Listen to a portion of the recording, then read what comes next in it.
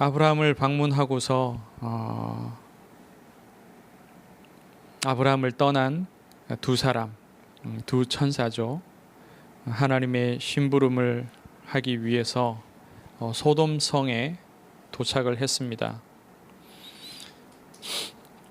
저녁 때에 소돔에 이르렀는데 마침 롯이 소돔 성문에 앉아 있다가 그 천사들을 보고 일어나 영접을 합니다.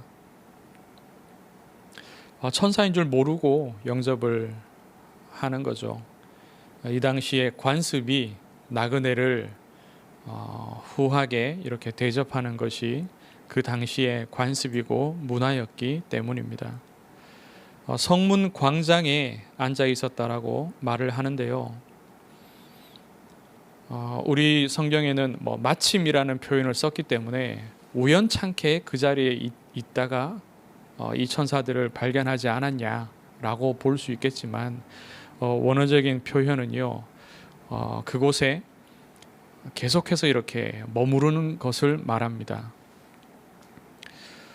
자주 그곳에 앉아 있었던 거죠.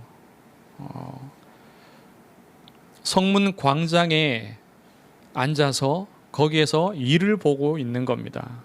그곳에서 이루어지는 중요한 계약이나 또 재판이나 그런 일들을 말하는 거죠. 어떻게 토론하거나 변론하거나 그런 일들입니다. 뒤에 소돔 사람들이 네가 우리의 법관이 되려 하는도다 이런 표현을 볼 때에 아마도 롯이 이 성에서 재판하는 일을 맡은 그런 지위에 있었던 사람이 아닌가 유추할 수 있습니다. 성문 광장에서 이 천사들을 본 사람이 롯 하나가 아니었겠죠. 여러 사람들이 그 성문에 볼일을 보기 위해서 있었을 텐데요. 천사들을 영접한 사람, 거기에 가서 절하고 간곡하게 청하여서 자기 집으로 모셔간 이는 롯입니다. 이것은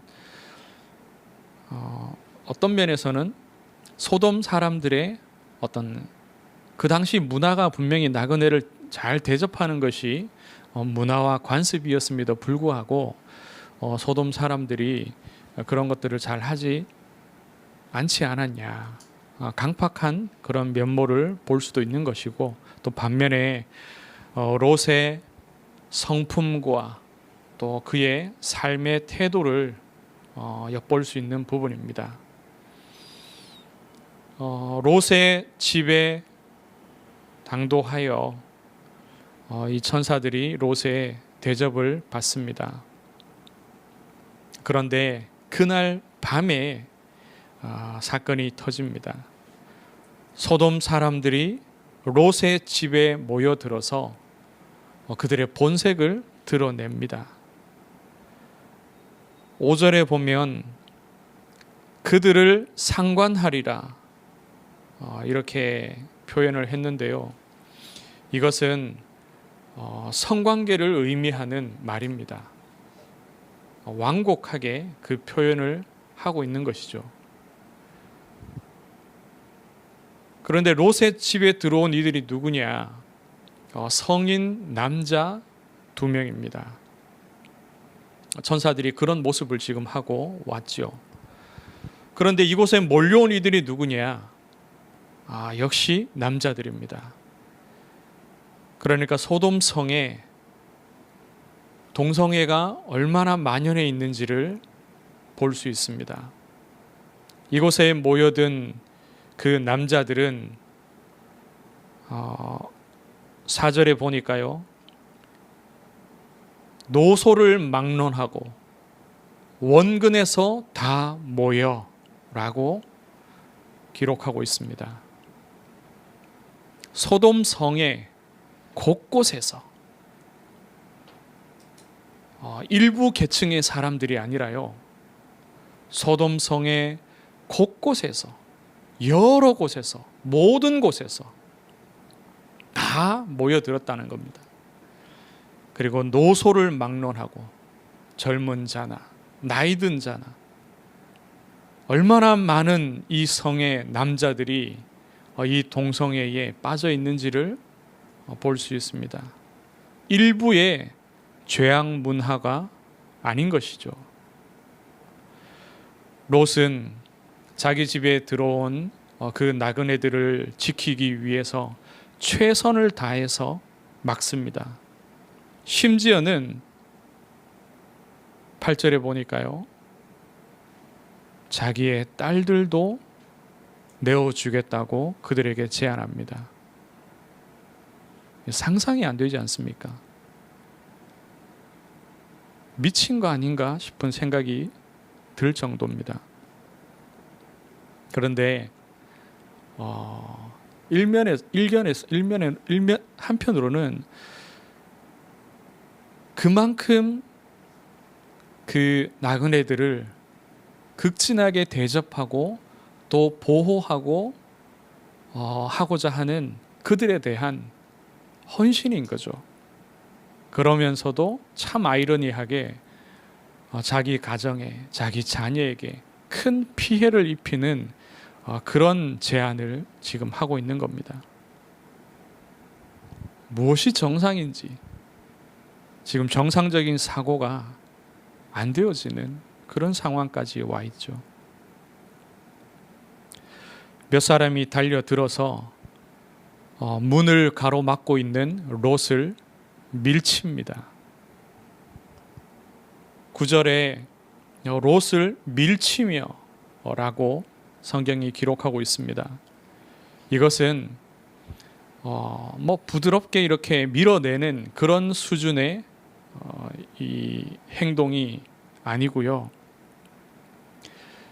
힘껏 달려들어서 밀어내는, 제압하는 아주 강한 그런 행동을 의미합니다.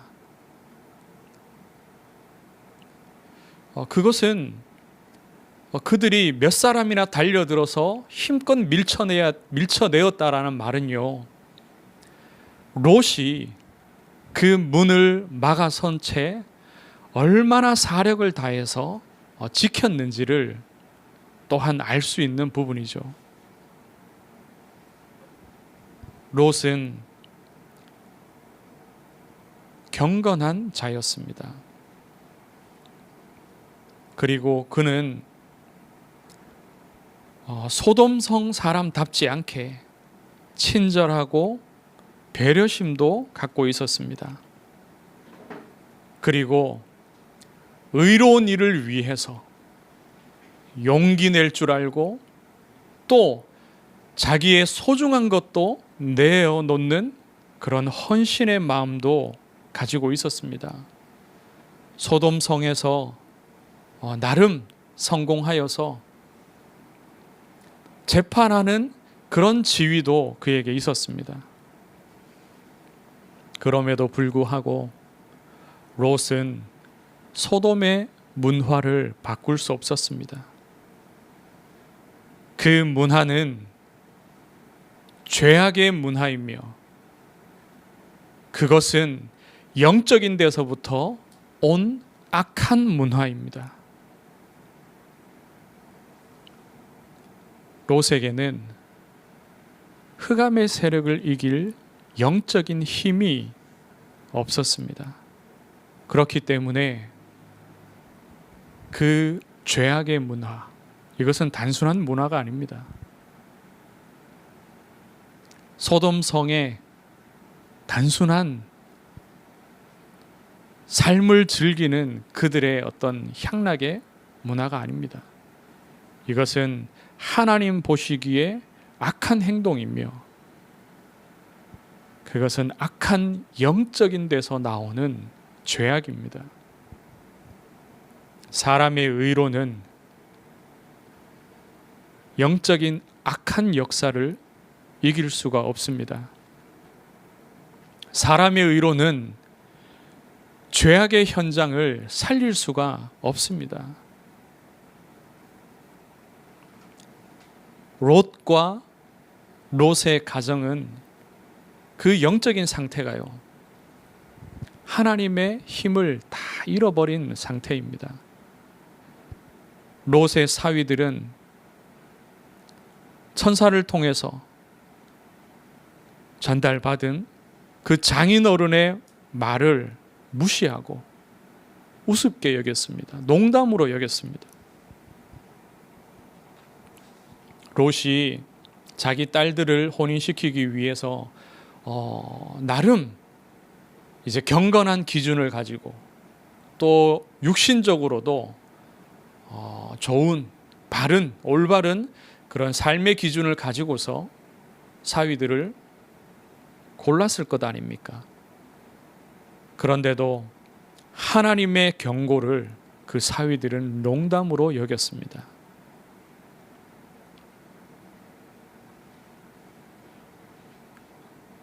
롯의 아내는 소돔성의 미련을 가지고서요, 분명히 천사가 돌아보지 말고 이 성을 떠나라고, 도망하라고 그렇게 명령하고 지시했는데도 아내는 소돔성에 대한 미련으로 돌아보고 소금 기둥이 되었습니다. 사실은 롯 자신도 그 성에 대한 미련이 많았습니다. 딸들은 하나님을 의지하지 않고요, 근친상간의 범죄를 저지르고 말았습니다. 롯 본인도 소돔 고모라 그 멸망을, 하나님의 심판을 겪은 이후에는 너무나도 두려움에 빠져서 동굴에서 나오지 않는 그런 삶을 살았습니다. 이것이 롯의 영적인 상태고 그 가정의 영적인 상태입니다. 사람의 성품이 얼마나 좋으냐, 지위가 얼마나 높냐, 얼마나 지혜롭냐, 아무 소용이 없습니다. 누군가 나서서 성품도 좋고 지위도 있고 지혜롭기도 한 그런 사람이 나서서 갈등을 중재하고 사람들을 선도하고자 해도요, 아무 소용이 없습니다. 만약에 롯의 중재가, 롯의 그 헌신이 이날 밤에 통했다면 어떻게 됩니까? 그러면 롯의 딸들에게는 어떤 일이 일어나는 겁니까? 이것이 사람의 한계입니다. 세상의 한계입니다. 세상이 쌓아 올린 제도와 관습과 법과 정치, 협상이나 외교나 그 모든 일들이 다 이 한계를 가지고 있습니다. 우리는 수백 년, 수천 년 동안 우리 인류가 쌓아 올린 최고의 제도 안에서도 지금 얼마나 큰 일과 또 고통의 일들이 일어나는지를 우리가 국가적으로 보고 있지 않습니까? 이 모든 일의 근본은 창세기 3장 사건에서 오는 것입니다. 그래서 사람의 의로는 절대로 해결할 수가 없습니다. 그럼 어떻게 해야 합니까? 어떻게 해야 합니까? 그리고 왜 롯이 이렇게 되었습니까? 그는 아브라함과 함께 갈대아 우르를 떠났고 가나안에 하나님의 언약을 가지고 도착했고, 또 아브라함이 하나님 앞에서 믿음으로 서고 살아오고 응답받는 것을 롯은 계속해서 지켜보았습니다. 그리고 성경은 롯을 의로운 사람이라고 지칭합니다. 왜 롯이 이렇게 되었는지를, 그 이유를 베드로후서 2장에서 말씀합니다. 베드로후서 2장 8절에 이는 이 의인이 그들 중에 거하여 날마다 저 불법한 행실을 보고 들음으로 그 의로운 심령이 상함이라. 날마다 소돔 성에서 저들의 악한 행실과 그 말들을 계속 보고 들으면서요, 그 심령이, 롯의 영이 상하고 힘을 잃고 무너졌다는 것을 성경이 말씀합니다. 롯이 거주하기 위해서 소돔성으로 갈 때 처음부터 그의 마음이 어떠하였냐? 하나님을 의지하는 마음이 아니라 육신적으로 무리 있고 풍요롭고 성공할 수 있는 곳을 찾아서 롯이 소돔으로 택하여 간 것이죠. 그리고 그 중심을 가지고 이 소돔에서 계속해서 살아온 겁니다. 아무리 그가 그 소돔에서 지위를 얻고 또 의롭게 살아가도 그것은 육신의 의입니다. 영적인 것이 아니죠. 천사들이 심판을 경고할 때에도 롯의 마음과 그 중심에 있는 상한 심령이 드러납니다. 16절에 보면은 그러나 롯이 지체하매, 15절에 보면 천사가 롯을 재촉하였습니다. 하나님의 일이 지금 급합니다. 그런데 롯은 지체합니다. 머뭇거리고 있어요. 왜 그러냐?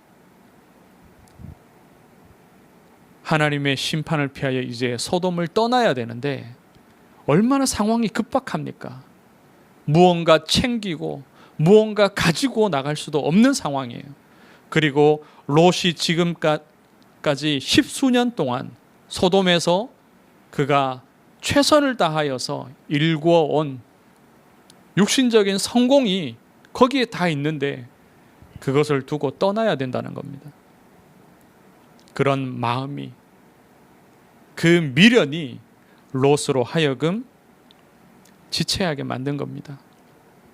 소돔에 대한 미련, 성공에 대한 미련, 이것이 성도를 발목 잡습니다. 하나님이 우리를 하나님의 자녀로, 전도자로 부르셨는데 이 세상에 대한 미련이 우리 전도자의 발목을 잡게 됩니다. 17절에서 20절을 보십시오. 천사가 지체하는 롯과 아내와 딸들을요, 그 성 밖으로 즉시 옮깁니다. 그리고 나서 도망하라. 들에 머물지 말고 산으로 도망하여 멸망함을 면하라. 아주 강하게 지금 지시합니다. 원어적으로 여기에 쓰여진 표현은요, 단 한 번도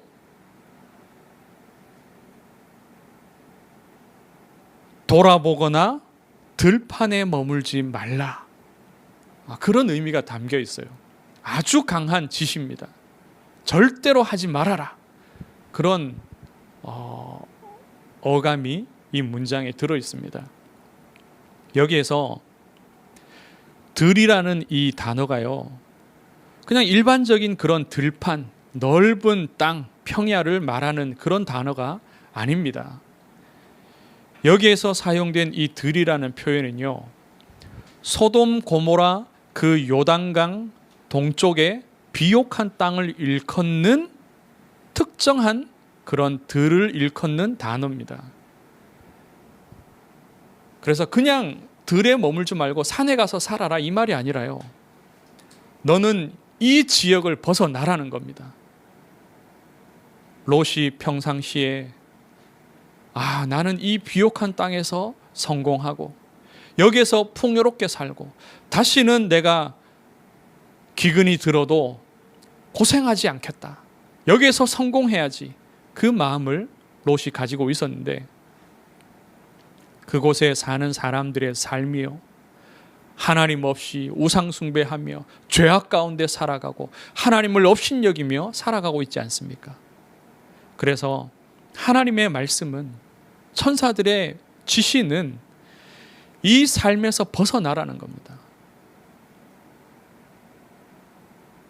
네가 마음에 늘 좋아하고 찾고 애쓰는 그것을, 그 미련을 내려놓고 하나님 앞에서 살아가라는 겁니다. 아브라함은 높은 지역에 살았습니다. 헤브론 지역이죠. 소돔과 고모라의 그 연기가 아브라함에게 보였습니다. 높은 곳에서 그 소돔성을 내려다 보았습니다. 아브라함처럼 하나님 앞에서 믿음으로 살라는 거죠. 고린도후서 10장 4절에 하나님의 능력만이 어떤 견고한 진도 무너뜨릴 수 있습니다. 소돔성에서 살아가는 이 롯이 사단의 진을 보지 못했고 그 진을 무너뜨리지 못한 겁니다. 마귀의 일을 멸하신 분은 오직 하나님의 아들 그리스도 밖에 없습니다. 예수 그리스도, 그 이름만이 사단의 모든 역사를 무너뜨릴 수 있습니다. 이 그리스도 이름을 우리가 날마다 불러야 합니다. 날마다 그리스도 이름을 불러야 육신의 정욕이 내려놓아집니다. 세상에 대한 미련이, 성공에 대한 미련이 내려놓아집니다. 지금 같은 이런 시대에 과연 소돔성 같지 않은 곳이 어디 있습니까? 산에 가서 진짜 혼자 살면 가능한 일이겠죠. 그런데 우리는 전도자고 영적인 싸움을 위해서 하나님이 세우신 군사들입니다. 그래서 소돔성과 같은 현장에서도 살아야 합니다. 그러려면 그리스도의 이름을 날마다 불러야 합니다. 그래서 육신의 삶에 대한 미련이 내려놓아지고 오직 그리스도의 이름을 부름으로 영적인 힘을 얻어 사단의 진을 무너뜨려야 하는 것입니다. 그렇지 않으면 소돔성과 같은 이 시대, 이 현장에서 우리의 의로운 심령은 다 상하고 말 것입니다. 말씀을 맺습니다. 하나님이 우리를 그리스도 예수 안에서 의로운 자로 부르셨습니다. 하나님의 자녀로, 그리고 전도자로. 세상을 두고 오직 그리스도 이름 부르시기 바랍니다. 소돔과 고모라 같은 현장 속에서도 날마다 그리스도의 이름을 부르며 오직 그리스도의 의로 충만하여지시고 그 그리스도 이름으로 마귀의 일을, 사단의 진을 무너뜨리며 승리하시기를 바랍니다. 하나님의 숨겨진 백성들을 다 찾아 살리는 전도자 되시기를 주의 이름으로 축원합니다. 하나님, 은혜를 감사합니다.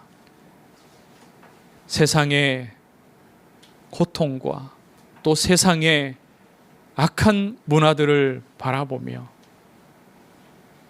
우리에게 그리스도 이름 부르도록 은혜를 주시옵소서.